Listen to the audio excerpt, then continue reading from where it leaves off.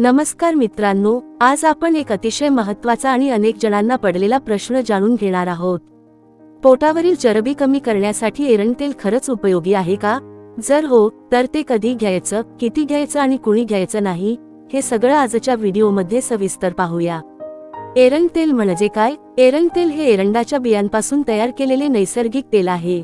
आयुर्वेदात याचा वापर अनेक वर्षांपासून पचन सुधारण्यासाठी, बद्धकोष्ठतेसाठी, शरीरातील विषारी घटक बाहेर काढण्यासाठी केला जातो. पोटावरील चरबी का वाढते? पोटावर चरबी साठण्यामागे अनेक कारणे असू शकतात.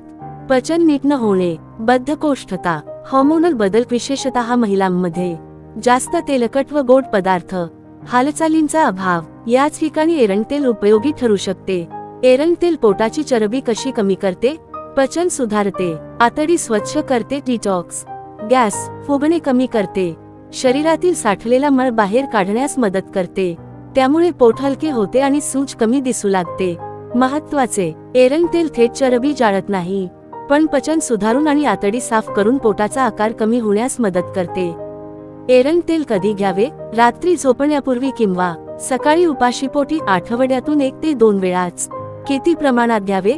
फक्त 1 चमचा 5-10 मिलीलिटर, त्यापेक्षा जास्त अजिबात घेऊ नका. कसे घ्यावे? कोमट दुधासोबत, कोमट पाण्यासोबत किंवा डॉक्टरांच्या सल्ल्याने. बाहेरून लावण्याचा उपाय, जर पिणे नको असेल तर रात्री पोटावर एरंड तेलाने हलकी मालिश करा. त्यावर गरम पाण्याची पिशवी ठेवा.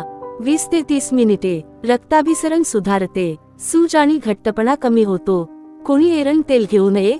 गर्भवती महिला, स्तनपान करणाऱ्या महिला, पोटाचे गंभीर आजार असलेले, रोजचं जुलाब होण्याची समस्या असलेले, अशा लोकांनी डॉक्टरांचा सल्ला घ्यावा. मित्रांनो, एरंड तेल हे चमत्कारी उपाय नाही, पण योग्य प्रमाणात आणि योग्य पद्धतीने वापरल्यास पचन सुधारते, पोट हलके वाटते, सूज कमी होते. पण योग्य आहार, अधिक चालणे, अधिक संयम हे तितकेच महत्त्वाचे आहेत. शेवटचा मेसेज, हा व्हिडिओ महिला, गृहिणी आणि पचनाच्या समस्यांनी त्रस्त लोकांसाठी खूप उपयोगी आहे.